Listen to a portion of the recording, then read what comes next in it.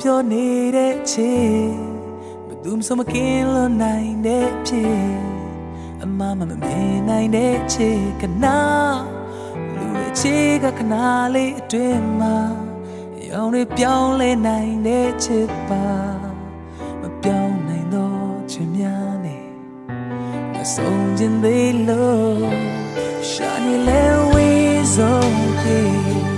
ဘယ်မှာအချစ်စစ်တွေနိုင်မလဲမရရှိဘူးခဲ့တာလေ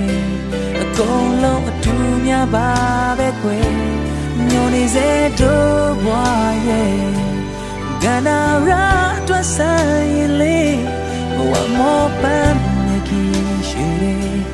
ဆုံးတွေ့နိုင်တဲ့မျောလေးနဲ့ချစ်စစ်တွေနဲ့